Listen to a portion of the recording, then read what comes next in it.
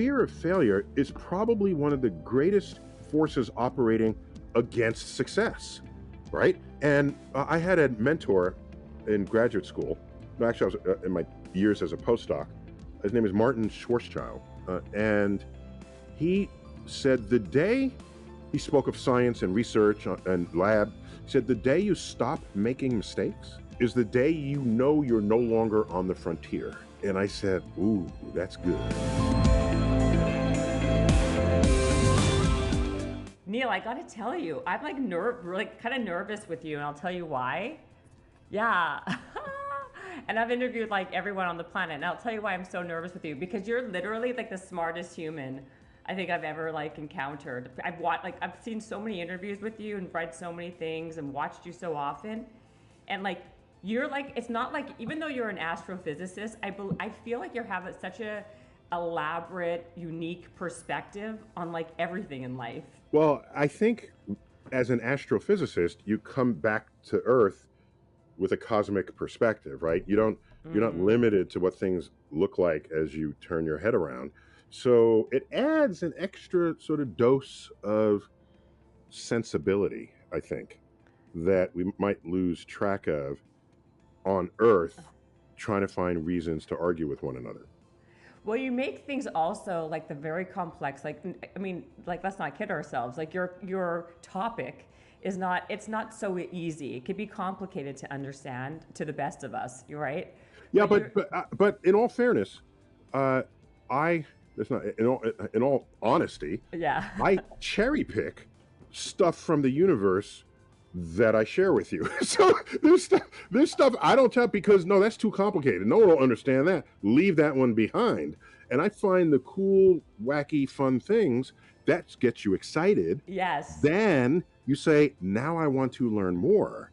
So the flame getting ignited under you doesn't have to be the complete syllabus. It just has to be things enough to spark your interest, or maybe to reignite ignite the embers that might have once been aflame when you were a kid. Oh my gosh, the moon, the stars, heaven. Oh my gosh! And now you're an adult, right? And so it's not there. And maybe it can light a fuse that could do wonders for you for your adult curiosity. So that's what I focus on. Well, I think that what you like, first of all, yeah, and you do a really good job at it. That's the number. That's you're very welcome. Were you always like this as a kid though? Like, were you always super curious and interested and thoughtful with how you think? Like, was your brain always activated in this way, or did you work on it? Well, so yeah, there's a lot in that question. Let me unpack it. So yes, as a kid, when we were all kids, we're all curious. It seems to be a fundamental part of what it is to be human, and maybe more broadly, what it is to be mammal. All right, you ever look at infant mammals? They're running around. They're doing mischievous stuff just the way we do. Right. And mischievous that gives a bad spin on it. Let me say, they're curious about their environment in just the way we are. And on a level where it could put your own health and survival at risk when you're a toddler. So that's why parents always have to go running behind the toddlers so they don't kill themselves.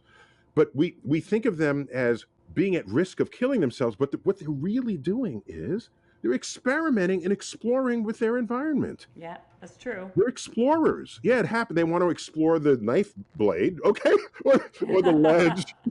So, yeah, so you have to like stay close.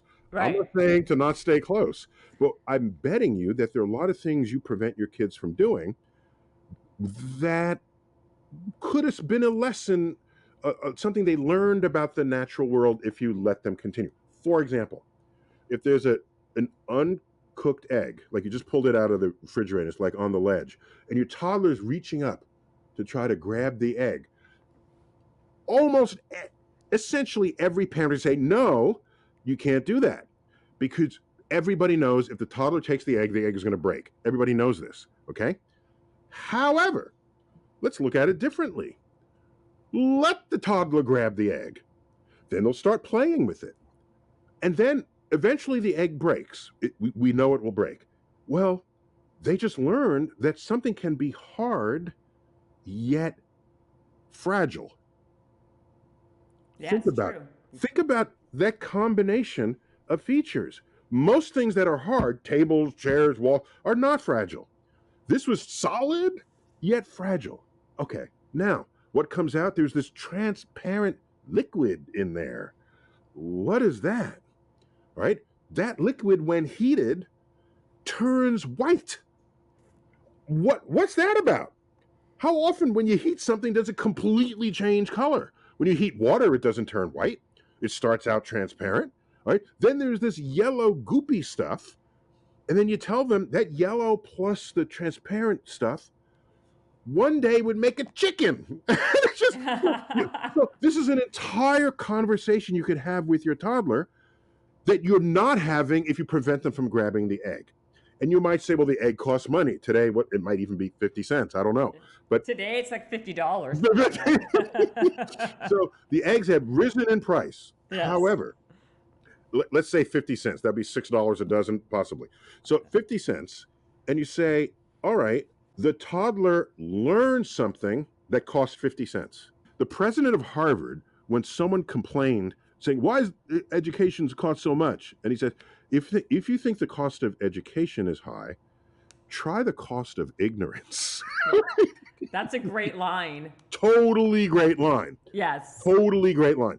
So, to get back to your question, there was a long detour here, but I just want to say. I like the detours. I think the devil's in these detours. Okay, actually. okay, all right.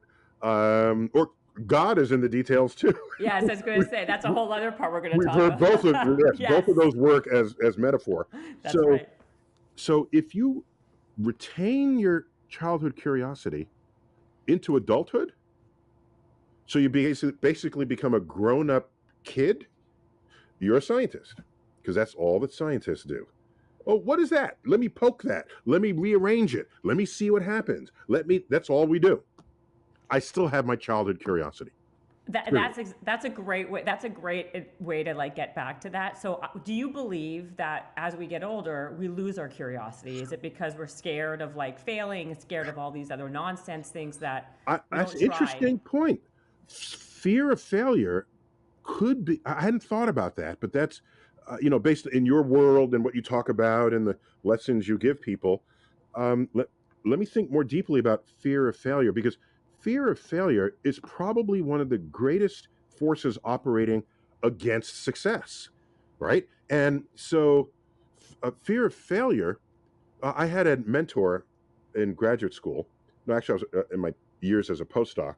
His name is Martin Schwarzschild, and he said the day he spoke of science and research and lab. He said the day you stop making mistakes is the day you know you're no longer on the frontier. And I said, ooh, that's good. That's good. So, yeah, fear of making mistakes because somebody's out there about to judge you because of it, and you might have some emotional investment in being right. And so, yes, you have forced me to agree. Not that it was hard. You convinced me to agree with you that fear of failure is a force operating against retaining curiosity into adulthood. But also, life kicks in, right? I mean, you have relationships, you got to get a job, you might have kids, and the freedom to just explore the latitude that you once had as a child is no longer there. So I would say, it's not that people are born curious and others aren't. We're all born curious. Right. You have to find ways to retain it, to nurture it through years where you might otherwise be susceptible to it getting squashed. So you're a smart guy. How do we retain it? Because most of us don't, and we lose it as we go for all those reasons. Well, what is it? When you I don't know if you have kids. Do you have kids? 2. I've got 2 kids. How old are they? 10 and 8. Okay, yeah. So you're recent enough on the early childhood scale there. So think about it. We spend the first couple of years teaching our kids with great investment of energy to walk and talk. And then we spend the rest of their lives telling them to shut up and sit down. so what? So no, don't tell them to shut up and sit down. You So true. What do kids do? They are, as we would say in physics, very high centers of entropy. Okay, Mm-hmm. entropy is disorder. Now think about it. Every mess that's in your house, made by your kids, one or both of them, is the consequence of an experiment they conducted. You don't think of it that way, but that's what it is. Oh, let me take the Legos and build this and let me see what that makes. And then they just kind of leave it there. Yeah. Okay. And but that was an exploration. Now, if you want to teach them to clean up after themselves, what might happen is they make such a mess, they might not want to make the mess again and therefore not do the experiment. So what I would recommend is you say, okay, time for cleanup, and everybody cleans up together. That way they don't that way the prospect of making a big mess again does not fear they don't fear that. Because Yes, that's a great point. I agree with that. It's like the way how you, so it really, the onus is actually on the parents to yes, make sure that we put in this, entirely. Uh, to, our to kids make are the it, our kids are the age where the TV show Barney was big. That's the dinosaur, yes, of the purple course. I dinosaur remember that. with with Barney. with with human teeth. All right, there were no Yeah. sharp. I Dinosaur remember Barney. is a completely a neutered T Rex. Okay, but anyhow, That's so true. on That's Barney they had a exactly it. song. It was a cleanup song. Clean, clap, clean up. Everybody does their share. Clean up over here and everywhere, something like that. And Yeah. so we would clean up with the kids. So the cleaning up was a fun thing to do, just as making the mess was fun. But that might be one of these little things that slowly erodes your curiosity. Okay, 100%. and I Total. got one other example. Again, I don't want to fill our time together with just anecdotes, but No, I was but in. you're good at the anecdotes. You're very good. This is what you're kind of known Okay, for. all right, and then I want to get back to because you're asking about me and where I am today versus yesterday. So I'm in Central Park, New York City, where I live, and I was actually waiting in line to. There's a Shakespeare in the Park festival Yeah. that they have there, so I'm waiting in line there. It had rained that afternoon, so there were certain puddles at the bottoms of walkways in Central Park, and there's a mother and daughter. I assume they're mother and daughter. They're the right age to be that. Um, walking the down the path, and the kid has on full raincoat and galoshes. Okay, Mm-hmm. the mother's holding an umbrella. They're walking down the path, and I said, I was thinking, oh my gosh, I wish my thoughts were screaming out loud, but they were just in my head, and I was saying, the girl, she couldn't be more than 5. Okay, I said, Okay. the girl wants to jump in the puddle. Let her jump in the puddle. That's exactly what the girl wants to do. She's a kid. Kids love jumping in puddles. As they got close to the puddle, the little girl is walking straight towards it. And what does the mother do? Pull her around to not jump in the puddle. And I Yes. said to myself, this is a lost opportunity. Why? Because, for example, it was a nice muddy puddle. This is an experiment in cratering. This is what meteors do when they hit the ground. They make a crater, they make a splash. You prevented that, mommy. Why did you do that? Oh, because you didn't want the galoshes to get dirty. Oh, is that it? Really? Did you have kids so that you would maintain a clean house? Really? Was that on your list? That's not how that works. All right? So Everything a true. kid does that gets dirty and breaks things and messes things up is what it is to be a kid. I maintain, I will submit to you that had she let her daughter smash up that puddle and make everything dirty, maybe they later could have cleaned the galoshes together. That could have been fun. All right, there were things you can do with this, but the people. So anyhow, No, this is not an anyhow. I think these are like what you're good at, and this is what I've seen and I've heard everything, and people say it all the time. You're really good. Like you give life lessons by these anecdotes and these analogies. This is so even though you're this astrophysicist who's obviously very very intelligent with out of space and the world, you have like this. this is exactly, you have this perspective and this wisdom in so many ways that someone who's not interested in, aliens or UFOs or the world or cosmic or whatever, Big Bang, they'll still find and glean information that's pertinent to their life. You Well, do a first of all, great job. everybody's interested in aliens, first of all. That's true. That's a lot of people are. A lot of Yeah, people are. Yes, I've never met anybody say, I don't want to meet the alien. No, everybody wants the alien. that's So, true. just more broadly, I count myself among the ranks of old men right now. I'm old, okay? How old are And you? anything that you don't think is old is just Hollywood. I visit Really? Hollywood every 3 months, and I come back, and all right. So How old are you? How old are you? I was born in 1958. 68, 70. Oh, really? Yes. 60. So, wait, but that hair, you don't color your hair. You don't No, lie no, to no. me. So here's the thing. Okay. So my hair is, it is tinted, but for only one reason, because the gray was coming in patches, and it looked like I had some kind of mangy skin disease because it wasn't coming in uniformly. And so I'd Really? give a public talk, and my hair, people would be distracted by my hair. Like, what's wrong with his hair? Does he have some fungus skin disease? So I'm tinting it until it's more uniformly gray. Then I'll come out and I'll be like, Morgan Freeman when he had the gray afro. And Andy, I'll come out and we'll do but I'm not trying to completely hide the gray. I'm gray here and here, and got a gray mustache. So I'm not ashamed of the gray. As an educator, Be I don't want what I distracting. look like to distract you. So it's tactical. It's not for any. It's not This, vanity. no, no, no, no, not in the It's least. tactical. Not in the least. But this is all my hair. I mean, it's thinning now. So there's some, but my real hairline here. That's great. That's amazing. Yeah, it just is that. But anyhow, but here's a broader point I want to make. I've always been embedded in society, as we all are, but it's easy to go to the lab and separate. Okay, the Yeah. proverbial science lab, and separate.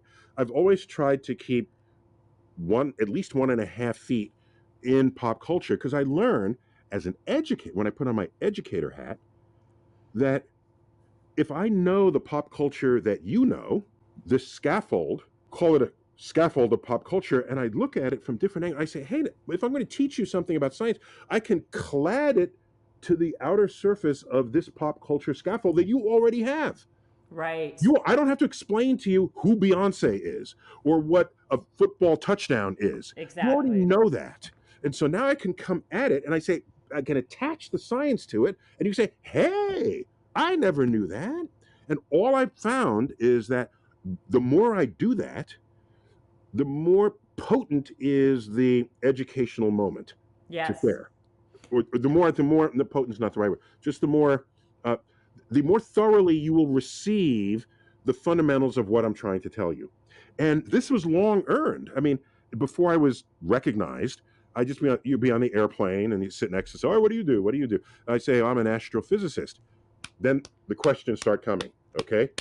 Tell me about black holes and quasars and expanding universe. God. All right. It all comes out. And while I'm replying to them, I am paying attention to their eyebrows, to what they're focusing on. And I notice that when I describe some things, they'll drift a little. And other things, they're like intense.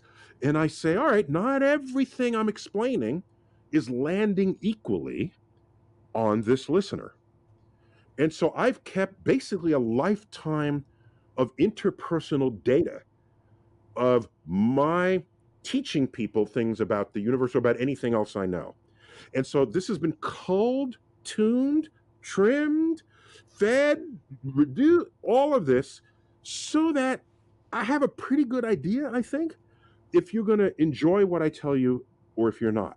And sadly, what has helped me with this is Twitter. Yes.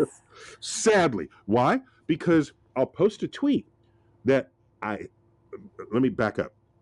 When I'm an early Twitter adopter, and people say, you got to have a Twitter account. I said, why? Oh, because I said, no, I don't want, no.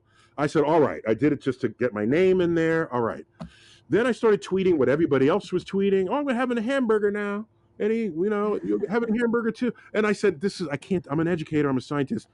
Then, here's what happened, okay? All right. This is a long story. I'm sorry. You haven't asked me any questions yet. It's okay.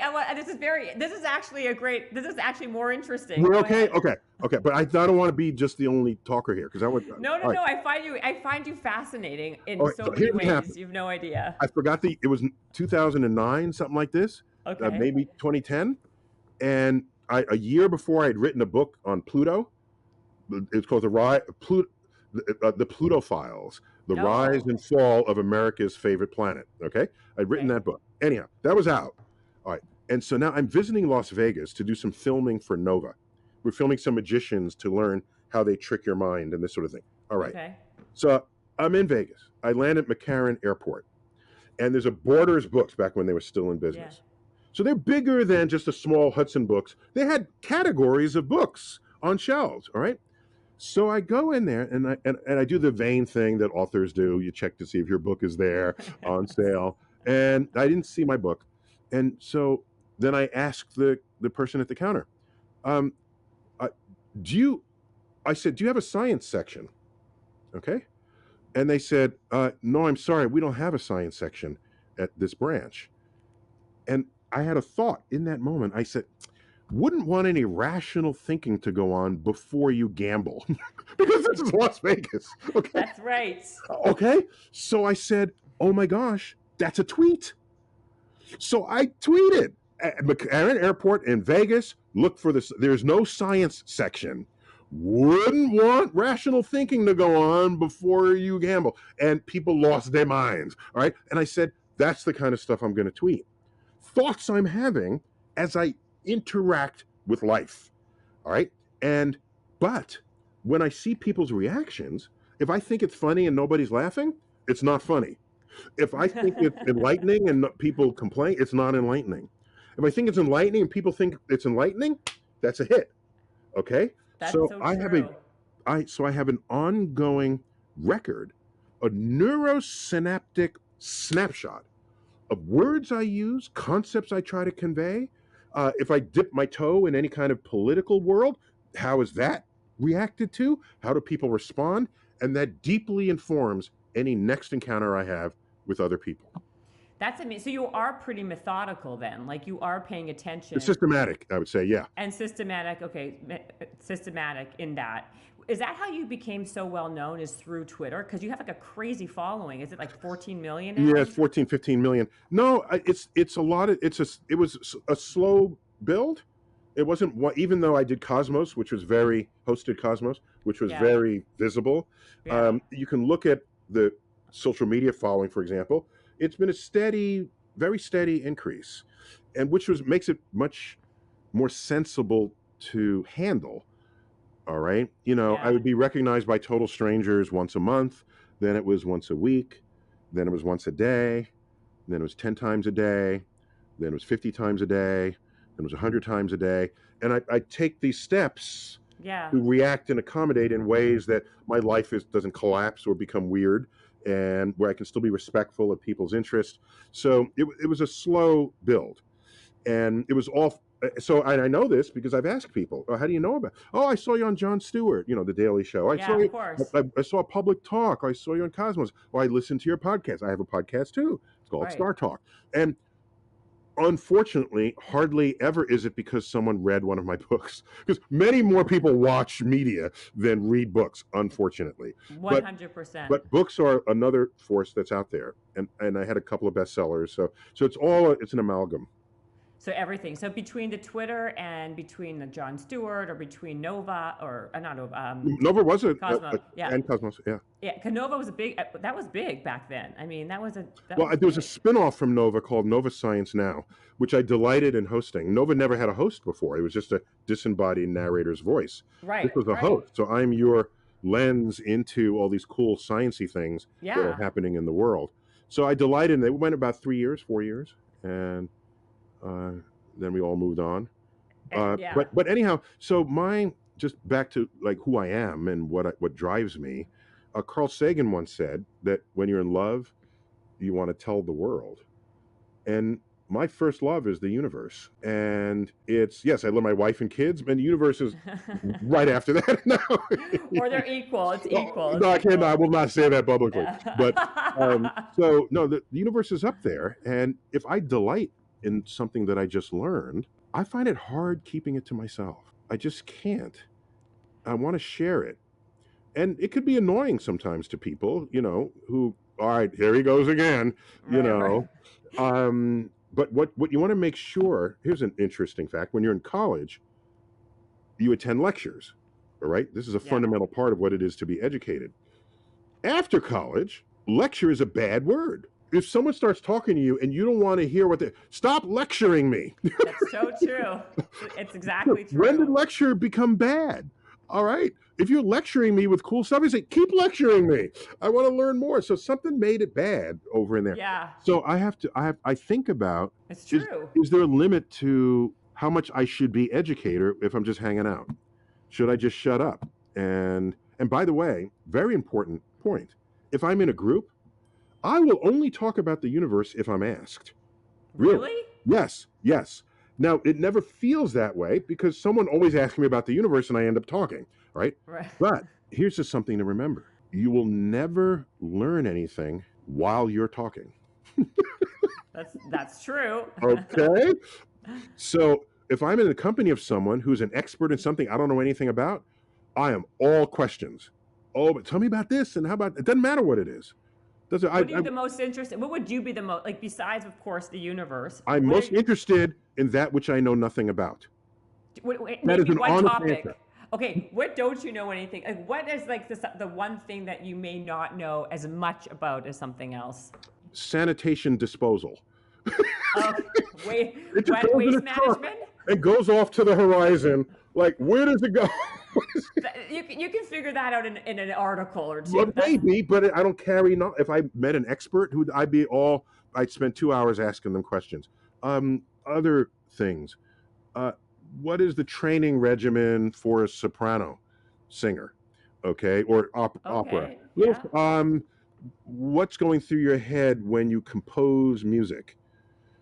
All right. I don't know any of that. I'm not a musician. I don't know, but I would be asking such people questions. Right. I Um, get it. and what else is, if I was with a politician, I would ask things like, when do you decide that you're going to lead your electorate versus when you will follow them? Are you a That's a leader? good. Or are you a follower of your electorate? Right. So there were questions I have that are in me, and I don't always get hang. So, but my point is that's just childhood curiosity. And this book I wrote 7 months ago now Yes. is all about taking my scientific insights and applying them to everyday things we do, where your awareness of a decision you've made can be deepened by learning what it looks like through a scientific lens. I really like your book, by the way. I was nervous, I told you, because I was like, oh God, am I going to get through this thing?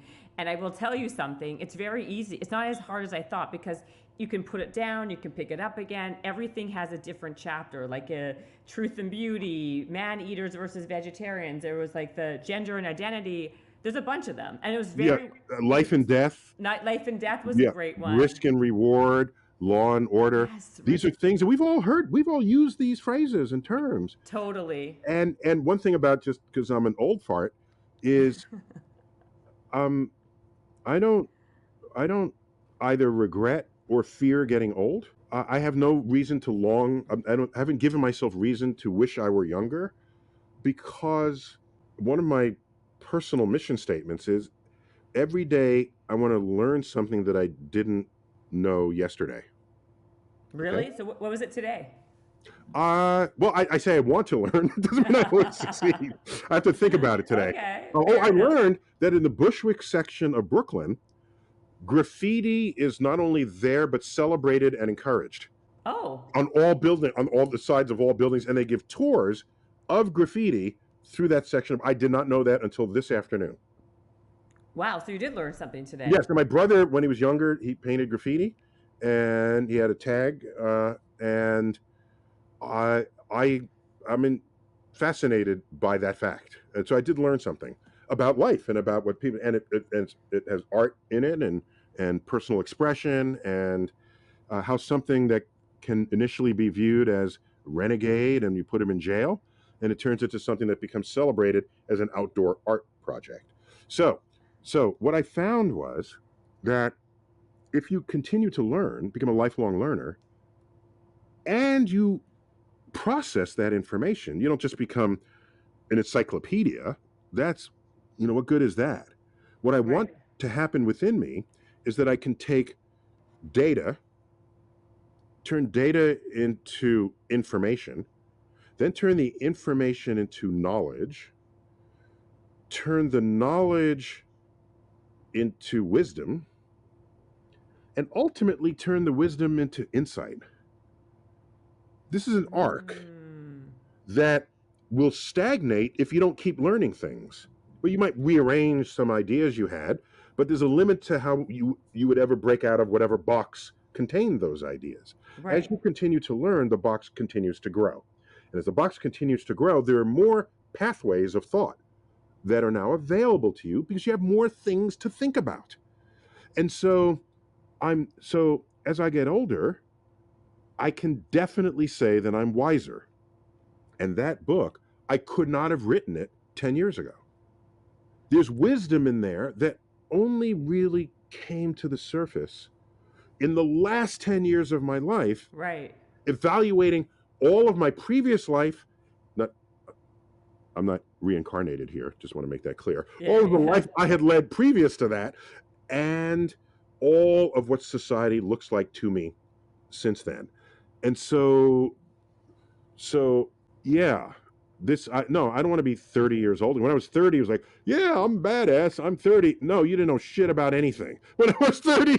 Okay. Totally true. I agree. And that's why it's interesting in social media. You have these 30-year-old life coaches. I'm like, what do you know about life? You're like 30. You're 25 years old, right? Like, it's like a whole other world. But you said something that I wanted to touch upon, which is like aging and all this other stuff. Like in time right now, everybody is living so much longer than they used to, Yes. right? By 20 years Significantly. or so. Yes. Significantly, right? Was Yes. it 20 years more? What is it? Like, what's No, no. the So you go back, well, let's go back 150 years, which is small okay? compared with civilization. Right. 150 years ago, the life expectancy in the world was about 35. When you add infant mortality and all other ways of dying, it was Right. about 35. And now it's up pushing mid 80s and 90s. And it's increasing everywhere in the world. Wow. Yeah, so it's Everywhere not in the as world. high in some places as others, Right. but everywhere it's increasing. And you have every right to think you'll live to 90, provided you stay free of disease for dying of old age, you have every right to think you'll live to 90. And uh, and if I ask, how old are you now? About? How old do you think? Oh, I don't know. I'm in my 40s, 46. 46. Okay, I was going to say somewhere between 30 and 40. So, if Well, you're my new best friend. oh, okay. So, I'm telling you, I want to get your number now. We're uh, going to be friends for all life. right. So, if you're 31 in your 31st year of life, you've lived your billionth second. I calculated Oh, it. of course. This is the whole like billion. This is by 30 years you lived a billion. This is Graham Bell. Hold on, no, Graham, some investment guy. I don't know. I just did this on my own. Oh, you did? Well, of course. Oh my Okay, gosh. well, look who I'm talking to. Oh, Exactly. you're thinking I'm making calculations only after hearing an investment person? Excuse me. No. Let's put it another way. When I was 31, I celebrated my billionth second, okay? Before there were podcasts, before there was social media, I calculated, all right? Yeah, And I figured you could do that probably on okay, the your own. calculation is not trivial because you add up seconds in an hour, hours in a day, days in a year, but then you have to track leap days, all right? Mm. And you have to track leap seconds. And I will bet you whoever you were quoting here did not include leap seconds. No, he did I'll not. bet you. All right. Yeah, So, that's true. I'm going to tell you who it is too. okay, no, I don't. Doesn't matter. Doesn't matter. So, my only point here is, so by the time you're 63, that's 2 billion seconds. By the time you're 95, it's 3 billion. So we should all strive to live 3 billion seconds in our lives. When I, in my billion second, I had a very small, quick glass of champagne. Just because Yeah. it's only in that second that it's that Right. second, right? Right. But my broader point is we are living longer. And in the final chapter of the book, it's called Life and Death. Mm-hmm. I explore the consequences of what happens if we were to live forever, because we might be on the heels of that. You know, there's something called the escape velocity of aging. Do you know about this? Have you heard No, about it? tell me about it. Tell me All right. about it. So, right now, as you know, we're living longer. Every year, we're living longer. So every I'm making up these numbers, but they give the sense of what matters here. So let's say 5 years from now, no, let's say 20 years from now, the life expectancy has increased by 5 years. Let's just say, okay? So that's pretty good. 20 years after that, life expectancy increases by 10 years. 20 years after that, life expectancy increases by 15 years. 20 years after that, life expectancy increases by 20 years. That's escape velocity for civilization. When the number of years that passes equals the increase in the average life expectancy of civilization, at that point, we live forever. It's something to think about. That's unbelievable. And do you think? What do you think? What do you think about this whole concept, though? People now are striving and trying to live forever, like Yeah, I anti-aging, think and it's, like.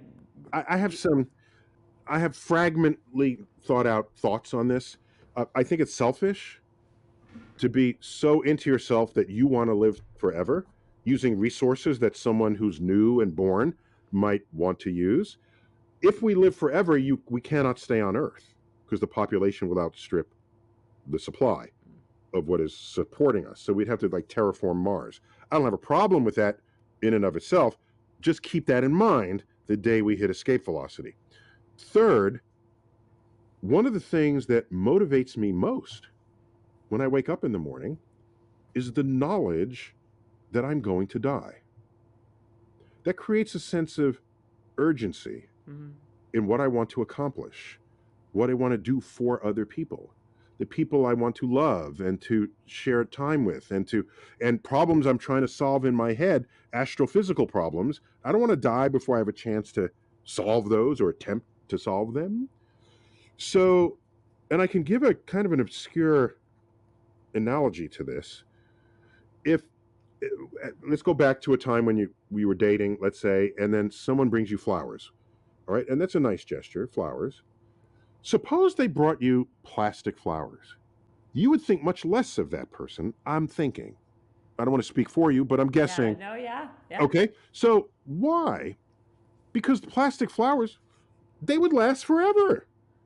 So if that affection of love is now a forever affection of love, but somehow it doesn't work for you, I'll tell you why.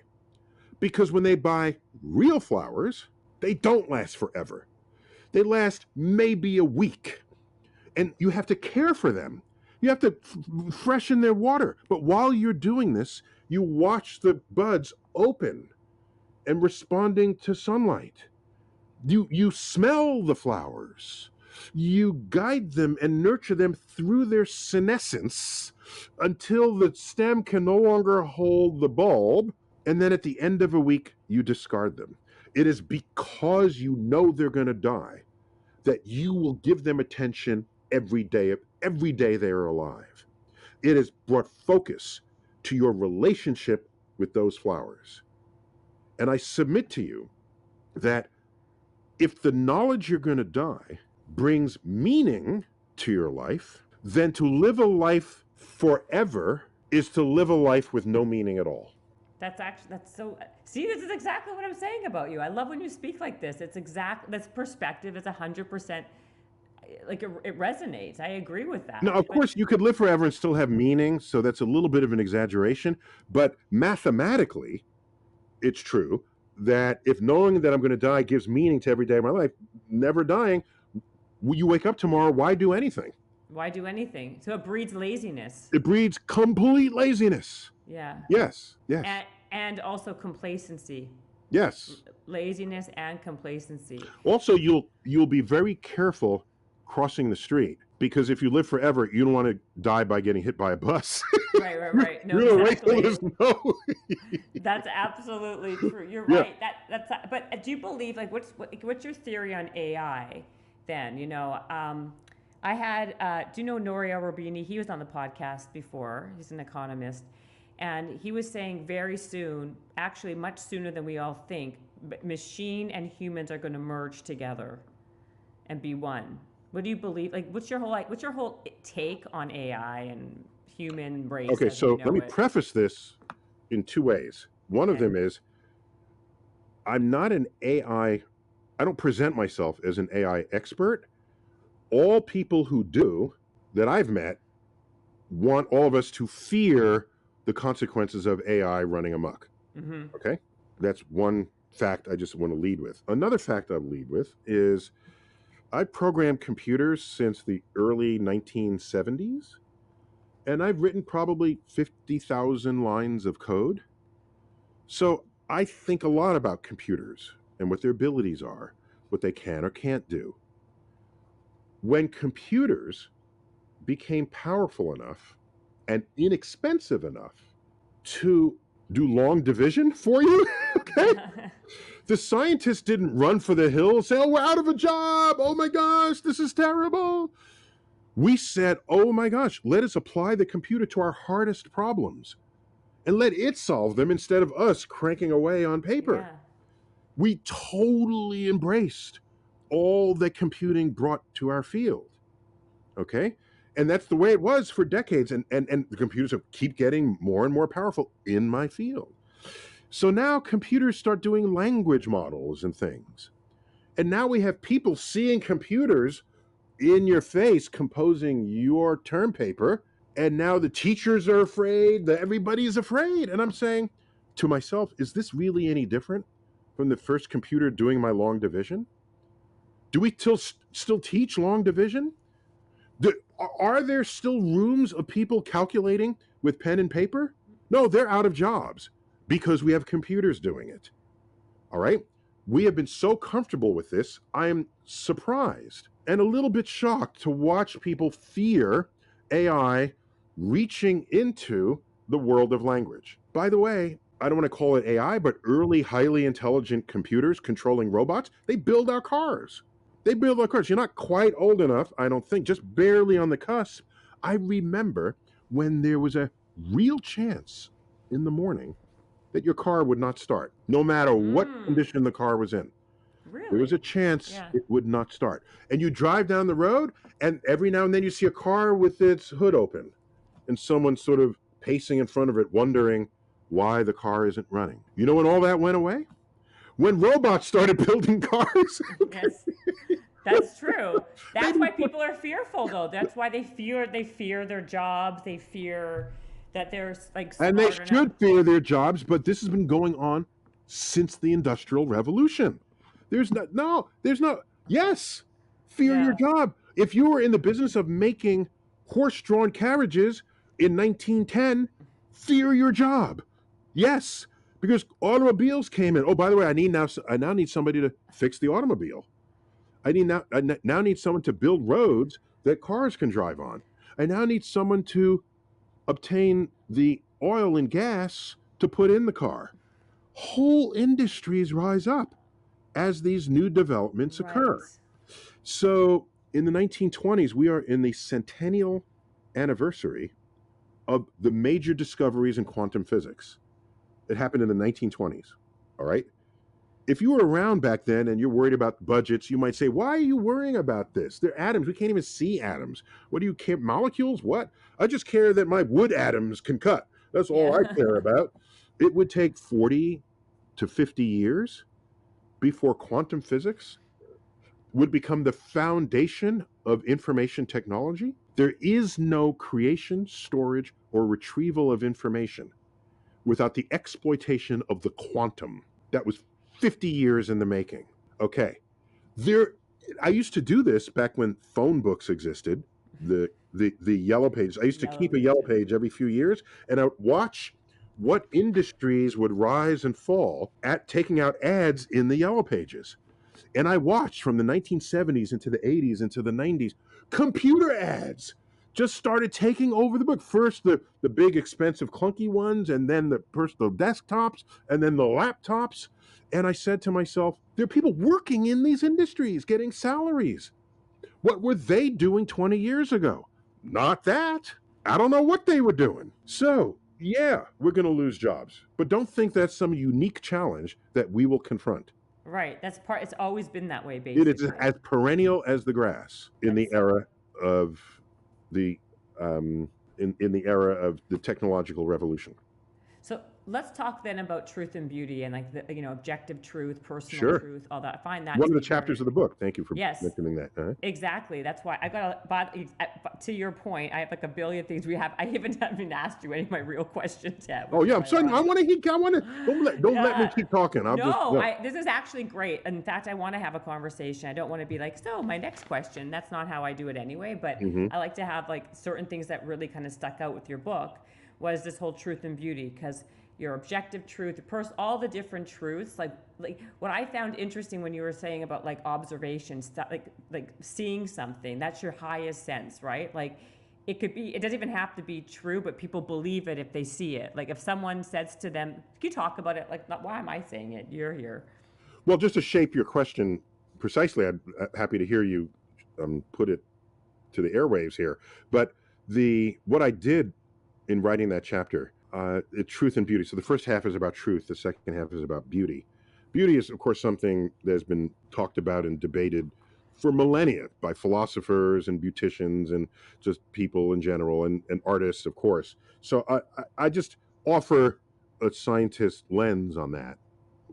It's not meant to settle it once and for all, but I'd like to think I've offered some insights that you might not otherwise have gleaned if you hadn't heard a scientist talk about beauty. So, with the truth part, I looked around and I noticed there are people who use the word truth in ways that I don't as a scientist. Preeminent among them is religion. If you look at religious websites, you see the word truth often. They'll say in Christian websites, they'll say Jesus is truth or God is truth. And this invocation, I said to myself, I'm not going to take this away from them. I don't want to redefine it and tell them, no, there's no point to that. So what I ended up doing was recognizing that there are three categories of truth. So one of them is a personal truth. This is where something is true to your bones. It is true and no one can shake you of it. All right, that's a personal truth. An example of a personal truth is Jesus is your Savior. Well, in a free country, no one can take that from you. No, in a free country, you're good to go. Jesus or Muhammad is your last prophet on earth, or Beyonce is your queen, right? No one is going to take these from you. But keep in mind, if you want to convince another person of your personal truth, it will require often an extraordinary act of persuasion. In the limit, it has invoked all-out armed conflict. Mm-hmm. This is the Crusades, Christians and Muslims at war with each other because they have different personal truths. A comment I make in that half of the chapter is, it seems that the less evidence that is available for something to be true, the more strenuously a person ends up believing in it. I find this fascinating. Okay, it's just so your personal truth. This is your own relationship with God. Mm-hmm. All right, and it's your own. Is there external evidence? Well, not really. I just feel it. Okay, I feel it, and I will go to war over it, and I will kill you if you. No, it's okay. This has happened. Yeah. So I'm intrigued by that, anthropologically intrigued by this. Right. Okay, because when I have actual objective evidence for something, I'm not going to die for it. Okay, Yeah. I don't need to. It speaks for itself. I just, it's a fascinating reality we live in as humans. All right. So another truth I call, this is a truth that becomes true because it gets repeated so often. What it's doing is hijacking something that we evolved with, which is if you see something repeat, it's probably true, and you should either do it or not do it in the future, depending on whether it helps you or hurts you. If you see your loved ones try to pet a lion and they get eaten, by the fourth time you're saying, I'm not going to pet that lion. Right. So you establish your interactions with the world around you based on repeated things that are surely true because they were repeated. Right. That has been hijacked basically by politicians and others who are very much into propaganda. Propaganda is the very essence of repeating something until you think it's true. And then you end up believing it. And in the limit, you might even lay down your life for it, as Nazis did in the 1930s and 40s. They really believed that Aryans were some kind of superior form of human being and others were not, especially not the Jews and not the Gypsies and not all manner of other people who had birth defects or other things they considered not worthy of being alive. And they believed this and acted on it. Okay? Propaganda makes that happen all the way. We had propaganda against the Japanese. Okay, just look at propaganda. There are books on this. Yeah. You need me to, Yes. There's propaganda. Find the group that you're not supposed to like, and look at the propaganda that your own culture and and your own society created about them. Right. And that dehumanizes them so that you can go kill them and not feel bad about it. Totally. It's pretty clear that this is what's going on. All right. Yes. A third kind of truth is just what I call objective truth. This is the kind of truth that the methods and tools of science are exquisitely tuned to establish. Perform an experiment. I get a result. Someone else verifies the experiment or not. If they don't verify, they can't verify my experiment. Maybe I was biased in that result. They caught my bias. This is what peer review is about. No one scientist can run away with a truth that nobody else can verify. We have built-in error-checking mechanisms because scientists are human too. We can have biases. Ideally, it's a neutral bias that doesn't affect your results. But if it's a bias that can affect your results and you don't know it, that's why we have peer review. Just to diminish the chances of you declaring something that's true that isn't, or declaring something that isn't true that is. That, in a nutshell, is the scientific method. So I get to say at the end of the day, the good thing about science is that it's true whether or not you believe in it. Do you believe in coincidences or no? I mean, do I believe coincidences or not coincidences? Do you believe that exactly? I think that's what you meant to say, yes. right? Do you believe? Yeah. Do you believe that there's no such thing as a coincidence? That's what. Thank you. So, the power of coincidences is extraordinary, and you know where it comes from? Where? It comes from our abject failure of our brain wiring to think natively about probability and statistics. Flat out. Flat out. Okay? Yes. It sounds blunt, and I'm sorry it came across. No, I love it. In a way that's it's insensitive, but probability and statistics is the foundation of understanding coincidences. All right? So let's say you're traveling in Europe and you're in a town you've never been in and you see a high school friend there. You say, what are the odds? Oh, this can't be just coincidence. You might say to yourself, and I would say to you, yes, it is. but it's hard to convince you because your brain is not wired to see it. But here's my attempt, all right? Yeah. Next time you're traveling in Europe, go up to a random person in the street and say, oh, by the way, when you see the person, say, small world. This, I don't know if people say that anymore. Yeah. Oh my God, what a small world. Small world. All right, so here you go. Go up to a random person in the street, grab them by the lapels and say, do I know you?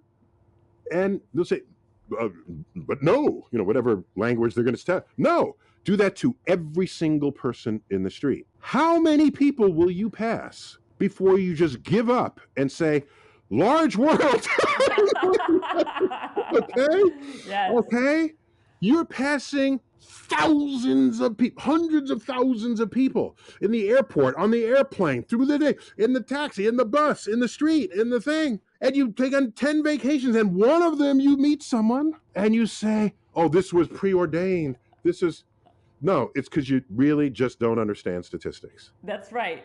Well, you also talk. That's why, like in Vegas, you were talking about like I heard you talk about what's in the book too. But the lowest, what like when all the what was it the physicists or Oh yeah, whatever? yeah. Okay, So in the my casino, people, my yeah, people, your the American, people, your my peeps, people. the American Physical Society Yes, is the nation's exactly. community of physicists, and we get together. Hilarious. I don't go to as many as I want to or should, but we Yeah. meet once a year in a big meeting, and there's thousands of physicists, believe it or not, lurking among you, and they blend in.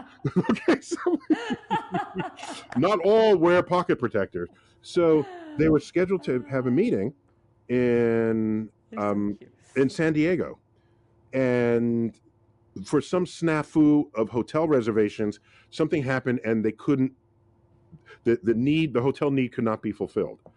The MGM, upon learning about this, the MGM Marina today, the MGM Grand, said, "We'll take you. We're one of the biggest hotels in the world, and we're in Vegas, and you can have a good time, and just come." So thousands of physicists descended on Las Vegas. Now, let me preamble this by saying there is no required probability or statistics class between kindergarten and 12th grade, nor is there one in college. Meanwhile, I have taken some form of probability and statistics for every year of high school, college, and graduate school. I'm telling you, it's not native to think this way. Otherwise, it would be everyone's easiest subject and you wouldn't even have to teach it. But it's not taught, and when you do learn it, the scientists learn it. Okay. So, physicists are there in Vegas. The week is over. There's a headline: physicists in town, lowest casino take ever. The physicists were told to never return to their city. It's not because we were counting cards or cleverly figured out the slot machines. We were not betting, period. Because we understand what's happening at the craps table and at the Yes. roulette table. And at, you have people throwing dice hard so that they get high numbers. And they throw it gently so that they get low numbers. Right. You have people blow on my dice. So true. Okay? So true. Stand a Yes. little further away from all this superstition. If there's anything we are, it's superstitious and non-analytical. And those two do not go together. And what saddens me is that an entire industry has risen to exploit our inability to think probabilistically, and they're called casinos. That's why right. on a roulette table, you have people betting, let's say, the number 7 multiple times. I say, why are you betting on 7? Well, it's due. I said, how do you know it's due? Well, they show the previous 10 numbers that came up, and there's no 7 there. So they say, therefore it's due. I say, no, it's not due. It's exactly the same probability every single time. But it doesn't feel that way to people. It doesn't.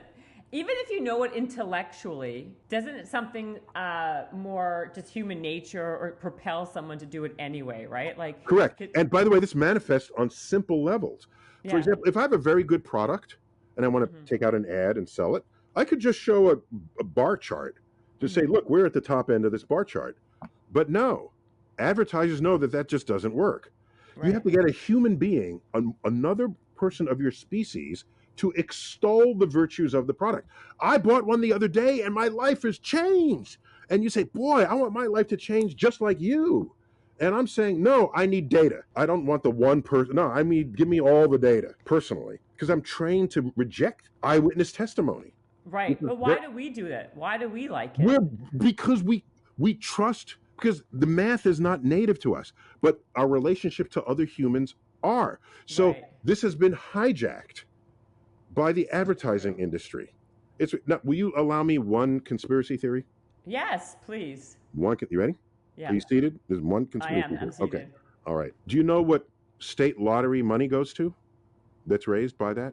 No. Yeah, it goes to education. Did you know that? Really? Yeah. In most states, it goes to education, which it makes it easier for people to agree to vote to have a lottery because they say the revenue is going to education. All right. Well, I just told you that K through 12, hardly anywhere in the country, teaches probability and statistics. That way, when you graduate, you have no idea that you shouldn't play the lottery. You just That's come out. 100% true. So I think they're intentionally keeping it out of the schools so that they can take your money later and then claim that it's for education. Because if they'd actually taught probability and statistics, not a fraction of the people who play it would. That is for certain. Just like my peeps. No, 100%, and that's true. And that also goes into a whole other area of the school system here. Because you talk about the school system here and how you feel, I heard this a bunch of times about the fact that we hate school for a reason, right? Because that kind of just, you're just learning in one way, which again talks about the curiosity thing we talked about earlier. What would be your take of how we can make the school system, the educational system, better? What would be? Yeah, I don't have that's a great and important question. I don't have a silver bullet. I'm going to cite something. I'm going to cite a problem with the school system that people hardly ever cite, and maybe that will respond to solutions in ways that others won't. Right? People say we need to pay teachers more. We need to do. By the way, what they don't tell you about paying teachers more. Mm-hmm. They don't tell you this. I'm going to tell you. All right. That implies that if you pay teachers more, they will do a better job. Mm-hmm. But that's not how the economics of that works. The economics of it, the way it works is you pay teachers a much higher salary. Now, people who would be better teachers than you want your job because they want the high salary. And you lose your job because you suck at your job. All right. And now we get much better people talented at it. And that's how that plays out. It's not going to be the same teachers getting more money. Okay. Right. Just want to make that clear. Right. Okay. All right. So that's the economics of raising a salary in a particular job. By the way, a version of that happened back in the 1970s. Think about it. Again, I'm that old, so I get to speak about it firsthand. In 1970s and 1960s, essentially all school teachers were female. I had one male teacher, and that was just kind of weird. All right. Right. I remember that. Right. School teachers were women, typically unmarried women. Okay. Really? Oh, because if you got married, then you went home and had babies. We're talking about a whole other era. That's right, exactly. We're talking a whole other era here, okay? They were either married or they were much older and never married, or older and not raising kids anymore. So you had this sort of, but anyway, that's not what's important here for what my example. So if you are a brilliant woman who graduated college with a specialty, you majored in geology or physics or math or art, all right, and you were good. You were among the best, and you had enthusiasm. There were 4 jobs you could have in life in America. It was a nurse, a school teacher, a flight attendant, then known as stewardess, and I surely left one, a secretary. Mm-hmm. That was basically it. Anybody who was not that was an extraordinary exception to that. Mm-hmm. Okay. Oh, sorry. 5th one, you could be a housewife. Okay. Mm-hmm. By the way, just as a reminder, the Sunday newspaper back then, which is that and had many sections, the sports section, the arts and entertainment, one of the sections was the women's section. Oh, wow. That's what it was called, the women's section. Why? Oh, because that had the recipes for you to go out and buy food to feed your husband and your kids. All right? This is the world we came out of. So people say, oh, it's worse ever for women. No, it's not. Okay? Just go back. Okay? If you had a time machine, no. Stay in the present or go in the future. Don't tell me stuff was better in the past. All right? So now watch. So true. Yep. If you were a brilliant woman, you did not become a lawyer, a doctor, a scientist. The most brilliant women became school teachers. You're not going to be a brilliant woman and become a secretary. That's not how that plays out. Right. Or become a flight attendant. No, you're becoming the school teacher. So what happens? The 1970s, the second wave women's lib movement, women marching in the streets, their anthems from Helen Reddy and Jane Fonda, and there's a newfound power of control of your body and of your career in society. And so professions that were not previously open to women, all of a sudden the doors opened, and sometimes opened reluctantly by those who controlled the lock. but they opened. And so now the most brilliant women were not becoming school teachers. They were becoming corporate executives and entrepreneurs and medical doctors and attorneys. And who fills this gap? Idiot men who can't. Okay. Job. Yeah, that's right. Okay. So ask yourself, when did people start complaining about the school system? Not in the 1950s, not in the 1960s. That all began in the 1970s. Where the schools are going to hell, they can how come Johnny can't learn because Johnny's teacher can't teach or whatever? That all happened in the 1970s and beyond, and continues to this day. So it's a fascinating consequence to liberation, right? Because Yeah. it's evidence that the women were way underpaid for what they were doing, because they could have been doing much greater things. So, Yeah. but the opportunities were not given unto them. So you raise the price back. Now the most brilliant of the men and women will want to go back to teach. And then their enthusiasm will become contagious. Bad word in this climate, sorry. Will become not contagious. Infectious, no. Their enthusiasm will spread. Yeah. Well, And that's a bad word too. That's a bad word too these days. yeah, you never know what word is next. But Yeah. especially me, I'm old and tired and slow moving. So Please, not true. Yeah. So anyhow, these are the things I see. And did I finish the truth part in your question?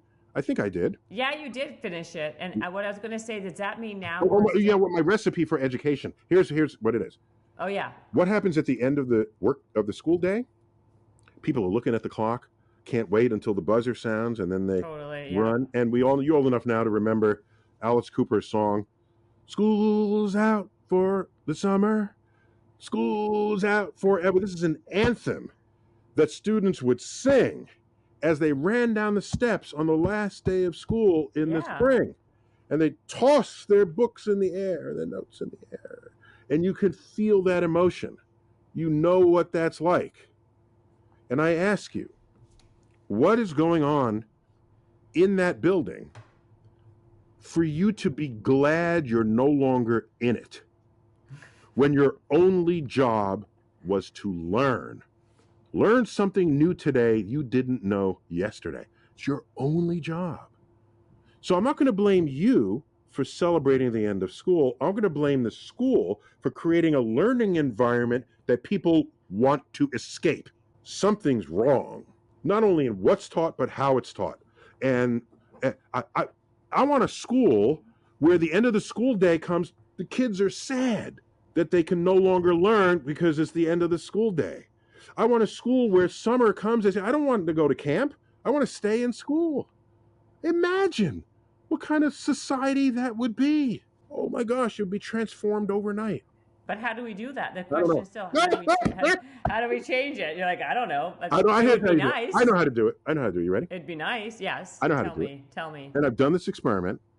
I gave a lecture to a big room, and I asked, and I say that because I've repeated this question, and I get the same answer every time. I put my hands behind my back, and I extend some number of fingers, okay? And I'll tell you right now what that number is. The number is 3, okay? All right. Mm-hmm. But the audience doesn't know this. And I say, of all the teachers you've had in life, kindergarten, elementary school, middle school, high school, college, graduate school, if you went, how many of those teachers had like a singular effect on you as a person or you as a student? How many? Well, because what's the total number? For some people, it's 100 teachers. In college, easily you'd knock down 50 teachers. In high school, maybe another 20 or 30, 100 teachers for everybody. How many? And I say, for how many is it? 10. One person out of 1,000 raises their hand. 9, 8, 7, 6, 5. Then there's like 10 people raise their hand. 4, 20 people raise their hand. 3, 300 people raise their hand. Okay? 2, 1. So it peaks in the low single digits. So I tell teachers, school teachers, they say, what can I do differently? And I say, become the teacher that singularly influenced your life. become that teacher, aspire to be that teacher, and we will all be transformed overnight. Easier said than done, though, right? Well, they exist. It's not some They, magic thing. So or just get all the super teachers and clone them. yeah, exactly. That would be Let great. them line up first at the cloning machine when it That's comes. right, which is going to happen pretty soon too, right? Wait, so I have all these other questions, but I want to be conscientious of your time. What's your time like? Yeah, about 10 more minutes, I'd say. So I'll answer it. I'm good at sound bites. I can give sound bites. I've been bad at it so far, but I can be good going forward. You're really good. I want to know actually what is the most popular or the most asked question that people ask you? Um, have we been visited by aliens? Yes. Followed closely by, what do I think? Do I think God exists? Can you answer both of those? Yeah, sure. Anyone who studied the size and scale and age of the universe and what it's made of, it would be inexcusably egocentric to declare that we alone here on Earth is the only life in the universe. So anyone who studied the problem say life is going to be plentiful. We just haven't found it yet, but we're looking, and we haven't looked very far. It's like scooping a cup of water into the ocean and looking at it and say, well, the ocean has no fish. Right, Or right. worse, take a bucket and say, oh, the ocean has no whales, right? That we've only looked the tiniest bit in the universe for it. And so we look forward to discovery any kind of alien life, microbial, okay, fungal, or some other kind of life that we don't even have a word for. That would be Well, really cool. I want to know if there's actual aliens like living in Mars or Jupiter, like real, what you see, like, ET looking things. Is that really So what you're something asking that we for is see? what we would call intelligent life. That's what Yes. SETI does, the search for extraterrestrial intelligence. Exactly. Not And just we aliens. have people listening for radio waves to detect radio waves that might be sent to us. Plus, occasionally we'll send out some purposeful signals to be received by aliens. But beyond that, there are TV waves that have been emanating ever since the dawn of television that were not contained within our atmosphere. And so there's this radio bubble extending 90 light years out, 80 light years out. So, and there are exoplanets orbiting stars within that bubble. Any aliens on those planets with sufficiently precise technology and sensitive technology, in principle, could decode our civilization based on that first wave of television signals. So that would include, they might learn how men and women interact by looking at the honeymooners, okay? By the way, there was a line in the honeymooners that people that at the time laughed at, and today it's like, ugh, where Ralph Cramden gestures to his wife with a moving fist, bang zoom to the moon, Alice, where he lovingly threatens to punch her on a level where she lands on the moon, and everyone laughed. Right? This is like the sensitivities of society are ever increasing scale. Okay? And do you think that's going to change, by the way? That's another question I have. No, I think there'll be more things that'll come up that no one is paying attention to now. Right? Does Hollywood give best director to women separately from men? No. No, of course not. Why would you? Well, why are they giving best actor to women separate from best actor to men? No, has anyone thought of that? Okay. Right. So Different in 20 role. years, You're you right. will look very unwoke for talking about best actor in a female role, best actor in a male role. As the gender spectrum manifests as a spectrum, that'll look increasingly at best quaint and at worst in complete denial of the full gender expression that we know exists among us. These are things that we today just do and don't even think about. And I think about this all the time. All the time. Well, that's okay. Can I ask you a question? Then can we talk? I want to talk about in gender and identity. But you also asked about God because that was. I do. That's what I'm saying. But now I have 10 minutes. I'm like, okay. Oh, sorry, because I made it. I'll go quick. So, what do I think of God? There's a website where you type God into it. It lists all the gods that humans have ever worshipped, and it's basically this practically continuous scroll. Yeah. So God worship has been with us ever since we've been human, which fascinates me that people want or need or require some power beyond themselves to account for things that they cannot otherwise account for, or to make sense in their lives. We live in a country that gives total freedom to that, provided it doesn't take away the freedoms of others. Total freedom to express religion in whatever way you need or want or feel. When you say, here's my religion, and this religion requires that you cut off the tip of the penis after 8 days, and you have to eat this animal but not that animal on this day but not that day, that's a God that's in your life rather than a God about the universe. So Einstein once said, do you believe in God? Well, if there's any God I believe in, it's Spinoza's God, the God of the laws of the universe. That'd be a whole other kind of God, rather than the one that cares about who you sleep with, right? And so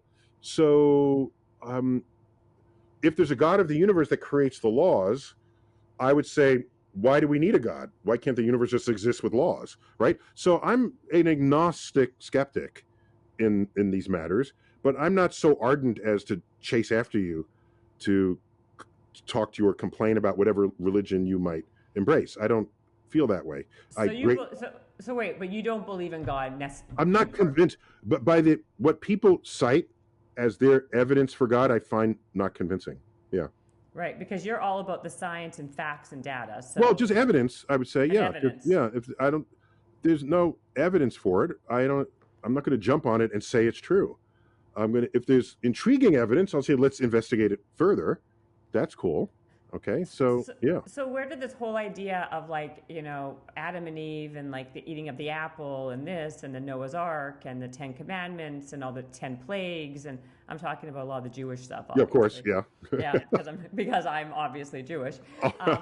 And we have a lot of laws and Orthodox people who are very committed to the eating only the eating kosher in itself is about 70,000 laws.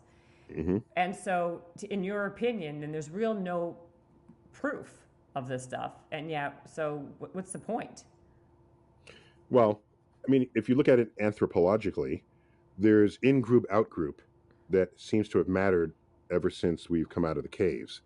So if you're having a Passover Seder, and every other Jew in the world is also having a Passover Seder, there's a certain communality to that is a binding force among cultures. Right. Is that really any different in this respect from watching the Super Bowl on Sunday? There's a binding force. In America, we're watching the Super Bowl together. As a community. As a community, precisely. And the more laws and rules there are in the community, the more ways they are to test, to check your loyalty to the community. And so this in-group, out-group, on many levels, it's innocent, but taken to an extreme, it's all-out warfare. Mm-hmm. It is violent warfare. Do you own an AR-15? Or you don't? Well, you're not in the club. Yeah. All right. I own an AR-15, and I have something in common with this group of people. All right. Do you own? So it's important for order and a sense of purpose or placement. Or control. There's a quote, I forgot, it was Seneca, one of the people from thousands of years ago, said, to the common man, God is true. To the philosopher, God is false. To the politician, God is convenient. Sorry, I misquoted. Swap the word religion for the word God in each of those places. No, it's true though. Yeah, so I'll recite it so that say it again. You can add it. So he said, to the common man, religion is true. To the philosopher, religion is false. But to the politician, religion is convenient. And so, yeah, I mean, just let's be honest with ourselves about how religion has been invoked over history in exactly those ways. So, yeah, that's my response to you about God. So you had another question about gender, did you? I did, yeah, like binary and all. I mean, what's happening now? Where does your whole take? You have a whole chapter on, and I don't need you to go through everything, but you think that people in gender and identity, you say people are more the same than different, right? Well, that's an easy one. That's an easy thing, right? But I would be curious to understand in a deeper way about what you believe with binary, non-binary, transgender, everything fluid, like the whole fluidity of what's happening Yeah, in so it's not a today's matter of time. belief, But I I know yeah, yeah, I the point of the book facts or to data. is to share with you what it looks like, whatever it is you're doing, it's what it Hmm. looks like through a scientific lens. And That's right. maybe you'll rethink what you're doing, maybe you'll think more deeply about it, or you'll maybe it'll unravel what you're thinking. I don't know. But the book is not to hand you an opinion. The book is to reveal to you aspects and nuances of your thoughts that you might not have realized. All right. So, Well said. Well for said. example, we, once again, another limitation of the human brain is not only that we can't know how to do statistics, we, and leading us to say things like there's no such thing as coincidences. There's no better evidence that we don't know about statistics than that comment. But so here we are. There are things that exist on a continuum that we force into boxes because it's easier for us to think about it that way. All right. I think one of the best examples is hurricane strengths. Hurricane strengths is a smooth scale, 1 mile an hour at a time, a scale from low strength to high strength hurricanes in the speed and the barometric pressure. Yet we have compartmentalized it into 5 categories. I don't have a problem with that. But the 5 categories have forced a way of thinking about these hurricanes that's not true. What is it? Okay, Hurricane Irma will go from low category 3. Hurricane Irma will go from low category 3 to take Hurricane Hurricane. Irma, for example. Hurricane Irma will go from low category 3 to high category 3. And okay, it's still just category 3. Then it goes up 1 mile per hour, crosses the threshold, and it's now category 4. That's breaking news. It's not breaking news that it went from low 3 to high 3. It's breaking news when it crossed over that border that we have artificially created.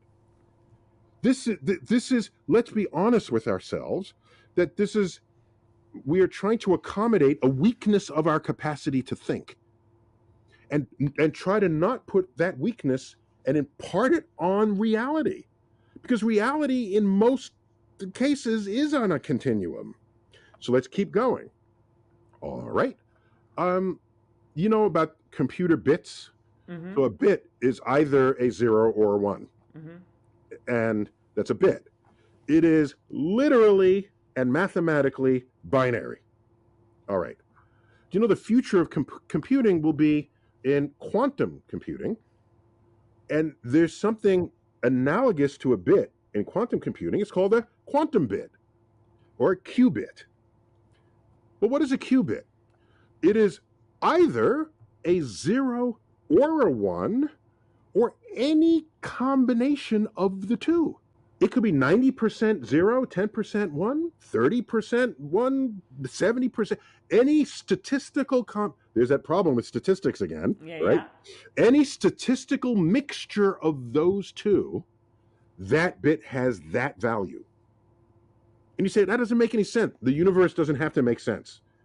If it's real, it doesn't have to. I said that in one of my books. The universe is under no obligation to make sense to you.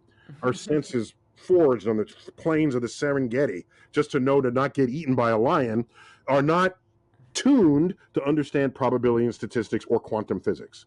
Here's my point. Chromosomally, are you XX or XY? I can say unambiguously whether you're chromosomally male or female. Okay? Period. All right, now, what do you look like? That's an interesting question. Does your XX and XY chromosomes, do they manifest outwardly? Well, let's think about this. And I did this experiment. I sat in the subway in the winter. Everyone's wearing a heavy coat. You can't really see the bodies much under heavy coat. I looked at people's faces. And I say, can I unambiguously identify who's girl, who's boy? Yes, 100% I was able to do this. In what way? Okay, well, The girls on average had longer hair, more likely to wear lipstick, more like, this is a statistical statement now. And you add up the statistics, it becomes practically a certainty. More likely to wear nail polish, to have longer nails, to wear dangly earrings, like I said, to have long hair, to wear blush or rouge, to have tweezed eyebrows, all right? To all of this. And how about the boys? Oh, the boys, if they were thin, they might have go to the gym so that you have muscles. All right, people aren't born with muscles. You got to go to the gym and get those. So because they're too thin and yeah, now I got a muscle shirt on. You know what clothes to wear because you went to a store that told you how to look like a boy, and you as a girl went to a store and they told you what the section of the store is to buy clothes. Everything I was queuing on, not QAnon. Everything I was queuing on to put people in the boy or girl bin was secondary and tertiary trained factors. Everything. And what happens if the woman's breast is not large enough? Go get it enlarged, as 300,000 women do every year. Because apparently the chromosomes are not showing it enough. Okay?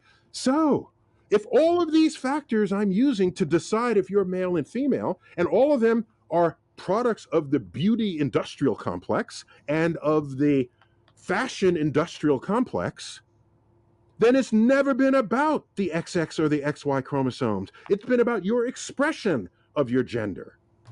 And if your expression of your gender is fluid, I feel half girl and half boy today, I'm going to dress that way. Or I feel 90% girl and 10%, I'm going to dress that way. So, I don't know if my perfect assignments matched chromosomes, but I know they matched expression.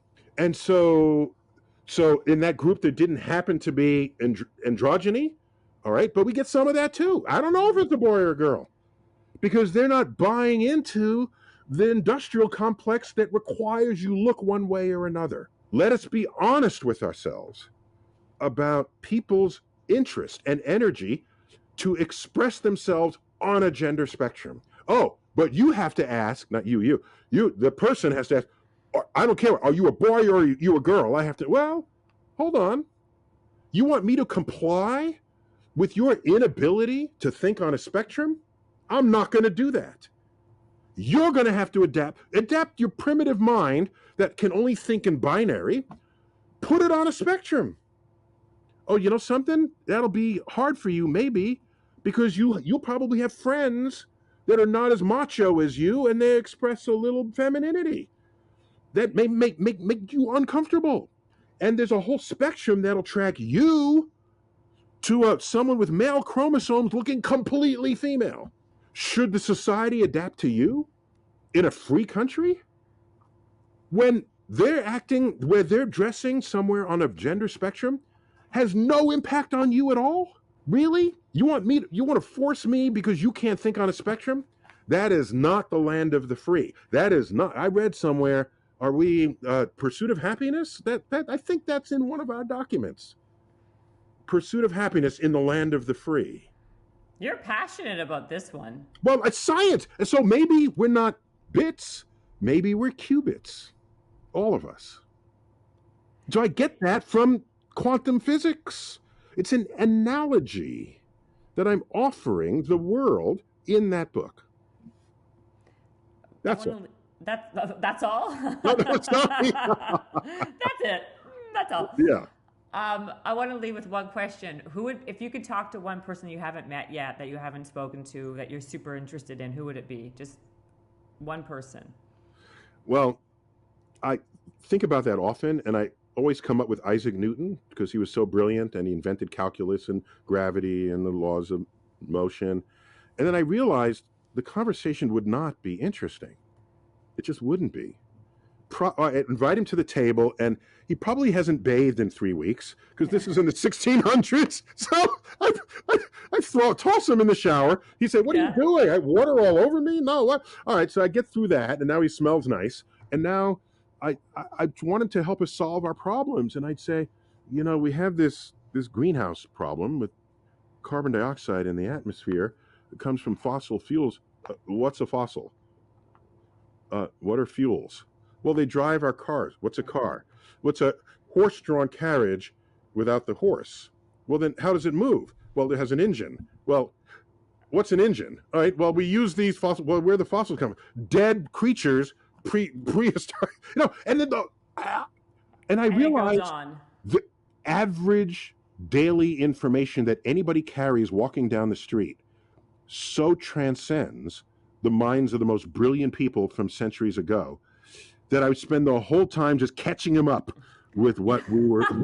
And I'm not that patient. Stay in the 1600s, okay?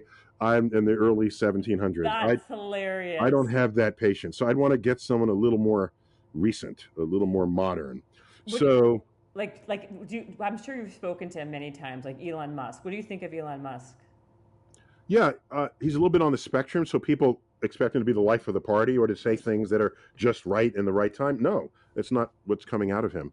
Um, People, it's the fashion to hate on him for whatever reasons, Twitter especially. But I tweeted this recently. So while you're hating on him, just occasionally, not every day, but occasionally reflect on the fact that he made conversations about electric cars routine that did not exist before him. And this is transformative. And before him, no one really fully took the reins of affordable space exploration, access to space. Mm-hmm. He did that. No one else did that. So just while you're hating on him, just tip your hat, at least in those two categories.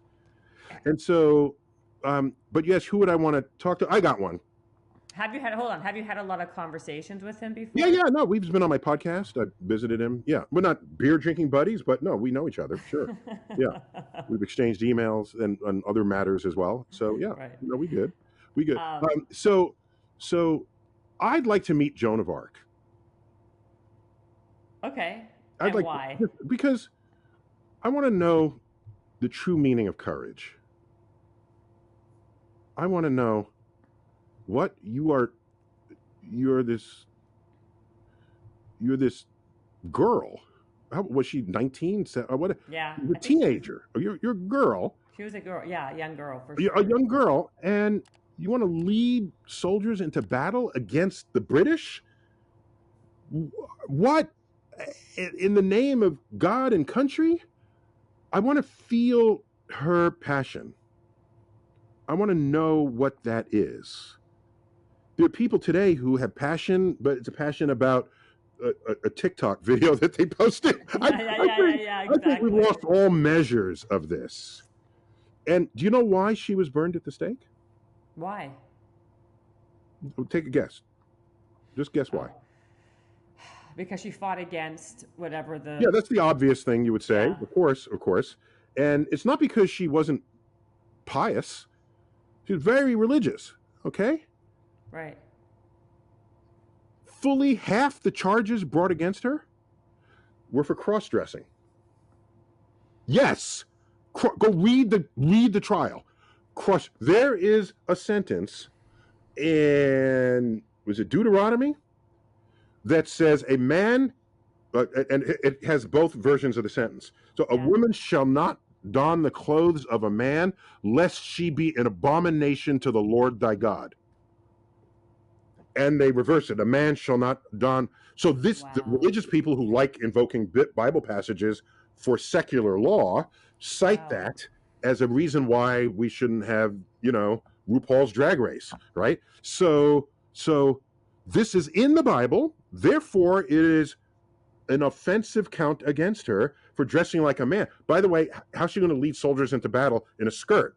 Of course, you've got to dress in man's clothes. And maybe she was on this gender spectrum. But there's been people, we don't have enough information to really know for sure. But maybe she was what any of us would have called a tomboy. All right? Tomboy is not some unknown archetype. There was a tomboy in West Side Story, and her name was anybody's. She had a dirty face, wore pants, could fight like any of the boys. She wanted to be in the Jets, in the gang. And no, she couldn't be. because she was a girl. That was their only argument against her. But she Right. fought better than some of the other boys, you know. So there are people who just can't relate, and they're not recognizing that. Yeah, your brain isn't wired for that. Just get over it and let's move on. But don't hold people in judgment because you can't think that way. So I would talk to. I have to learn French, of course, but then I'd talk to Joan of Arc. You're so cute. But by the way, are you coming? This is you've been very generous with your time, so thank you for. Well, I like speaking to audiences I don't normally speak to, and you got a whole following that I don't know how often they know that what I do or what I exist. So I'm delighted to share my life's wisdom and insights, whatever I've been able to muster over my decades of life, with a very fresh audience for me. So thank you for this. I count it as an opportunity. Oh well, thank you. I feel like you've been so wonderful, and in fact, I love doing these things in person. I'm not much of a virtual person. I think something gets lost in translation. But you've been so delightful. I would love for you to come on if you're ever in LA soon. Are you ever in LA? Occasionally, LA. I can only do LA in doses. Yeah, Really. I understand that, Yeah, my it's dear. in doses. But I enjoy it when I'm there. I mean, the climate and the people, everybody's friendly, right? So that's not it. It's just at some I get point, it. I need a real. I got to get back to reality, and LA never Yes, feels real to me. It it's feels not. like It's an alternate reality yeah, for it's an sure. alternate reality. That's Yeah. so. If you embrace that alternate reality, it's fine. But I never completely warmed up to it, so I take it in doses. No, Hunter, I'm Canadian, so for me it's very, very I thought different. I heard an about in there. About just one about? You didn't hear I more than heard one? just one. Yeah, I'm losing my You're chops there. losing that, like, yeah, exactly. Well, I like I said, I really appreciate you coming on, and I Oh, really by the way, enjoyed I'm the happy to book. say I did the calculation. So in the book, Mm-hmm. I read the audiobook for it. Okay. Yeah, you Eh, did. Right. Go Yeah, ahead. and Yes. I use my Cosmos voice. No, I don't know. So I did the audiobook, but so it would take you um, 3 morning commutes to listen to the whole book in Los Angeles. Really? Yeah. Well, no, I don't know. Three? Maybe 3 days, 3 or 4 days of a full up 405 parking lot morning commute. So if you want to measure it in those terms, it'll That's work that easy way. for people. Like that, Yeah. everyone should just basically download the book and listen to it. Sorry messages, right? Sorry, messenger. Yeah, these are Messenger, the messenger are the messages from the stars that message. give us insight into who we are and what our place is in the universe. My book, Yeah. I will tell you, I did read it. It's upstairs though, and I keep on calling it in my notes. I keep on calling it messages, and I don't know why. So that's my bad. Well, the stars are giving messages, but they themselves are the messengers. Are the Yeah, messengers yeah. exactly? Hmm.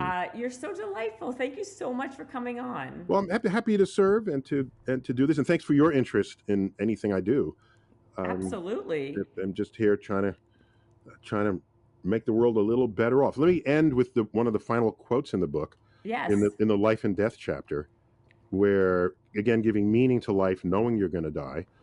The great educator from 2 centuries ago, Horace Mann, you surely heard his name. Yeah, Horace Mann. My kids play soccer at the Yeah. There's a school, a Yeah. school named Horace Mann. He was an educator 2 centuries ago, and in one of his final addresses to the graduating class at his university, he said, "I beseech you."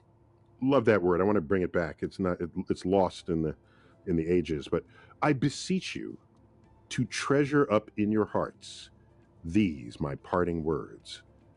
Be ashamed to die until you have won some victory for humanity. That's a good one. I want that on my tombstone. Do you? There it is. Yep. Well, you're working. You're gonna. And why wouldn't you have it? You probably will have it now. Yeah, I You've hope done, so. You've done Yeah, a lot for humanity. So far, you will. What do you mean? All right. You've another. You're very young, and you're doing such great things, and you're teaching people things that they otherwise would never know because you do it in a way that is interesting and not lecturing. Yeah, as we agreed, that's a bad Yes. word. Well, I Bad hope word. I have another billion seconds to give to the world. I And hope so too. ready for it. Again, thank you. You're gonna come on again in person. I'm gonna hope to see you soon in LA. All right. Well, maybe another book. We'd do another book. Oh yeah, another book. Okay. Exactly. There you go. There you go. Thank All you right. so much. Thank you. Take care. Bye. Bye bye.